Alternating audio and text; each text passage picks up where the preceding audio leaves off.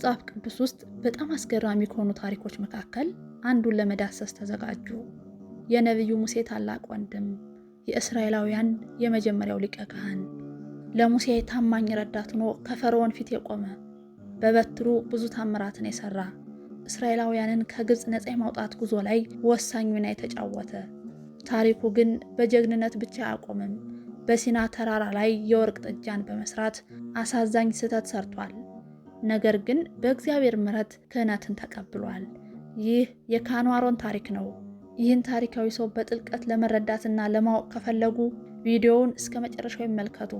ለቻናላችን አዲስ ከሆናችሁ ላይክ፣ ሼር፣ ሰብስክራይብ ማድረግን አትርሱ።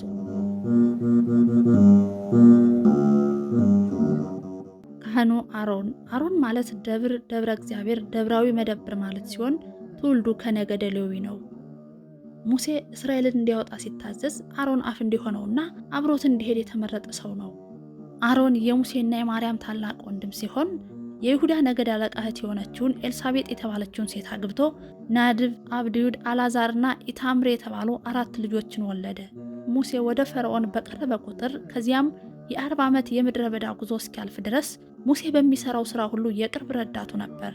የእስራኤል ልጆች ከአማሌቅ ጋር በተዋጉ ጊዜ አሮንና ሆር የሙሴን እጆች ይደግፉ ነበር። እስራኤል ከግብፅ ወጥተው በበረሃ በሚጓዙበት ጊዜ ሙሴ ኢያሱን አስከትሎ ወደ ደብረ ሲና ሄዶ ለ40 ቀን ቢዘገይባቸው እስራኤላውያን አሮን ሆይ ጠላቶቻችንን የሚያጠፋልን አማልክት ስራልን፣ ሙሴ ወደ ኤርትራ ሄዶ ኤርትራ ስጥማው እንደሆነ ወደ ደብረ ሲናም ሄዶ እሳት አቃጥሎት እንደሆነ አናውቅም አሉት። አሮንም አይሆንም ብላቸው እስራኤል ቁጣዋን ናቸው፣ በድንጋይ ወግረው በእሳት አቃጥለው ይገድሉኛል ብሎ ከግብፅ ያመጣችሁትን ገንዘብ አንድ ሳታስቀሩ አምጡ አላቸው። እንዲህ ማለቱ ገንዘብ ለማውጣት ነገ ዛሬ ሲሉ ወንድሜ ይመጣል ከጠብ ያድነኛል ብሎ ነበር። ነገር ግን ሰይጣን አነሳስቷቸዋልና እንዋ ልንደርስ ሳይሉ ዕለቱን አመጡለት።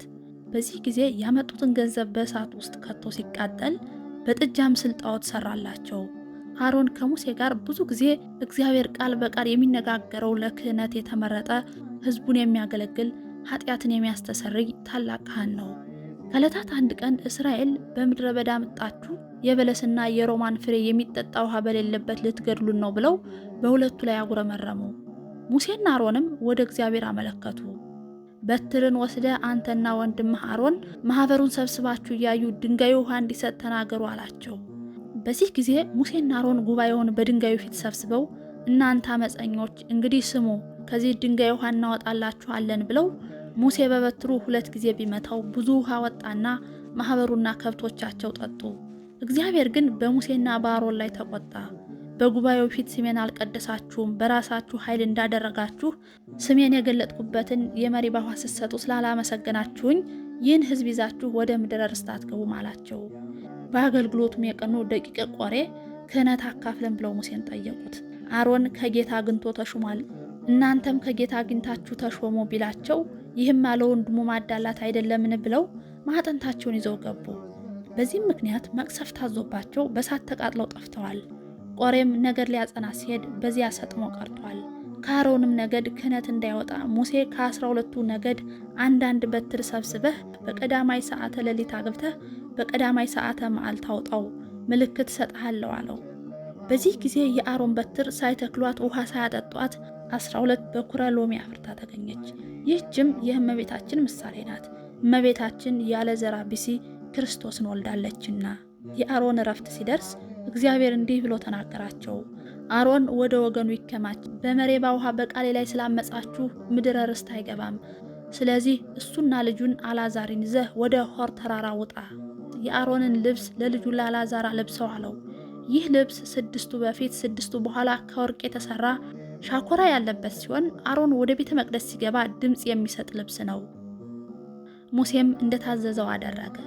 አሮንም በሆር ተራራ አረፈ። ማህበሩም 30 ቀን አለቀሱለት። አሮን እንደሞተ አይተው የእስራኤል ወገን ሁሉ 30 ቀን ለአሮን አለቀሱለት።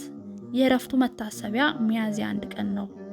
የካህኑ አባታችን ረድኤት በረከቱ ይደርብን፣ በጸሎቱ ይማረን፣ አሜን።